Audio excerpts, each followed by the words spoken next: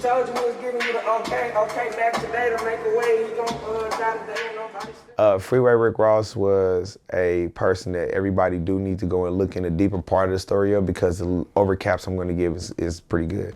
He's the person who was introduced to crack cocaine. It was introduced to him. It was never marketed, high mass produced, or nothing like that. He created that. He is probably the only living, or one of the only living, no dirt on his jacket of breaking the rules of the game or nothing like that, person that's from our past that has cartel connections that's deeper than, you know what I mean? That's him. Now he's a philanthropist. He's a business owner. He turned a $600 million institute into one man, one sound, and he's a good dude, and that's who he is.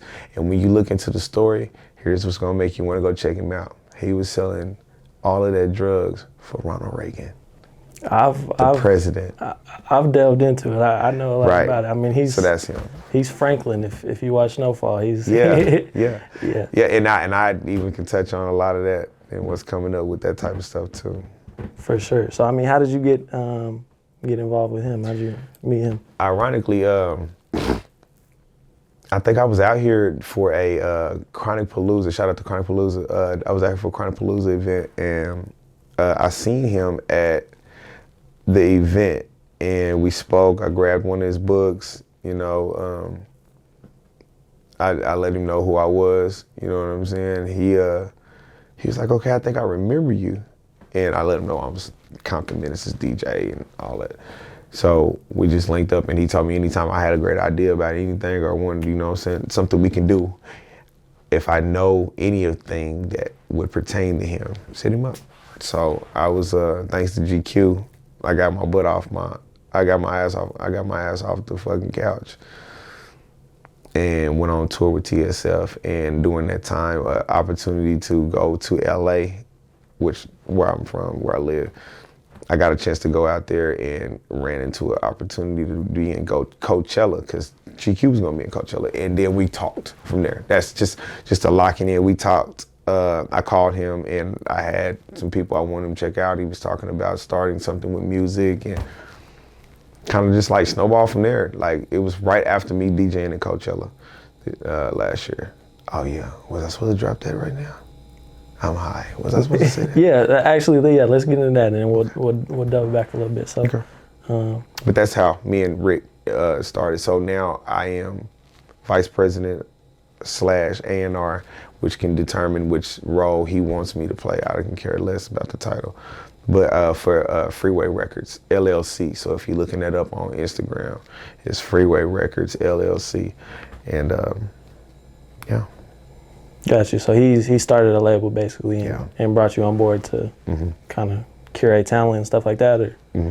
Gotcha. And we got a lot of great things going on too, like for people to advance, even for content creators. We have a lady by the name of Miss Jessie Miller. She started she is now the active president of Freeway Records. She started an app that allows content creators and music producers, writers, whatever you may have in a studio or in an entertainment situation, even if you have a paintbrush, she created an app that allow you to get your splits, that allow you to create a split sheet. So say for instance, after all these interviews we done, I'm up $300-400 million in personal revenue of what I can walk through the door and talk my shit on.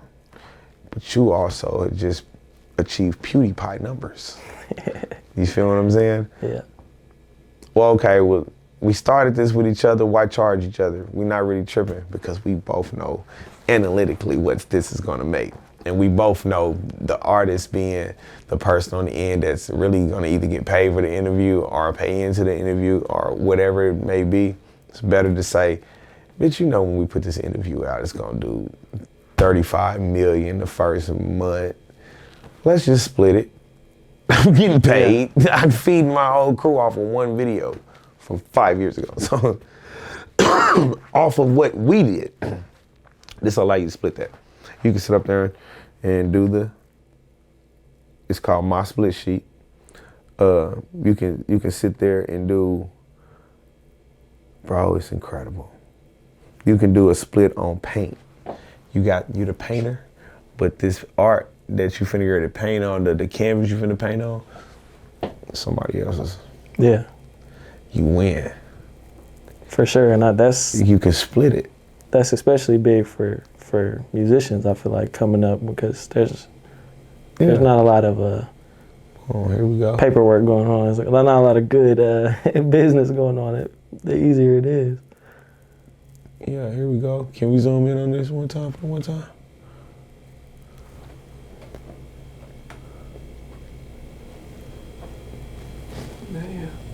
You feel me? For sure. What's it called? My Split Sheet? My Split Sheet app. Definitely. And right now, it's free to do it, so you got to go on the browser and download and get this app. When you hit the app stores, it's gonna cost you $1 to load a song. That's it. It's gonna cost you $1. How many songs is being made every day, bro? Let me get you out my money. So, you feel me? Yeah. I know GQ will do 30 tonight. Yeah. You know what I'm saying? Like, he'll finish 30 songs one goddamn day. The boy's hard. Don't get me started. I've seen it. I've been there. Right. For sure. So, go ahead. That was just, as far as Freeway Records is concerned, and my connection with Freeway, that's for sure. So, as far as the situation with GQ signing to them, what does that situation look like? GQ has signed with Freeway Records for a established management situation. So his manager is in control of the situation. Why wouldn't I pull him on to what I'm in control of? Because if I leave, he leaves. You know what I mean? Like, respectfully. Yeah. And we still keep connections, because we're not about blowing up connections. You know what I mean?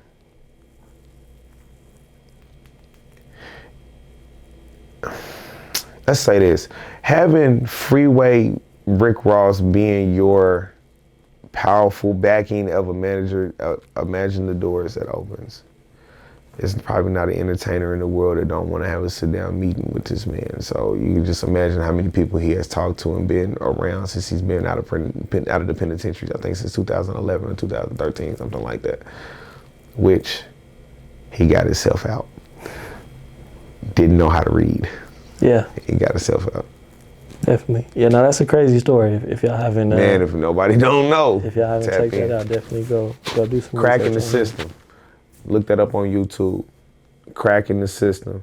It's the whole thing that Netflix stole from him. They came and juiced him out of his story, and they stole down there the whole thing. So get ready, because we got movies and shows. I'll tell you. I saw him. Yeah, I was gonna say I saw him. I don't know if it was on Vlad or Breakfast Club or something. He was talking about everybody using his story, and he was working on something. So. But the things that make his story still powerful, no matter how many times it's told, he's still allowed to tell you the shit for real. And it ain't the stuff that you heard. Like, there's more to the story than that. Like, I want people to look at him now as one of the most powerful businessmen that could ever do it.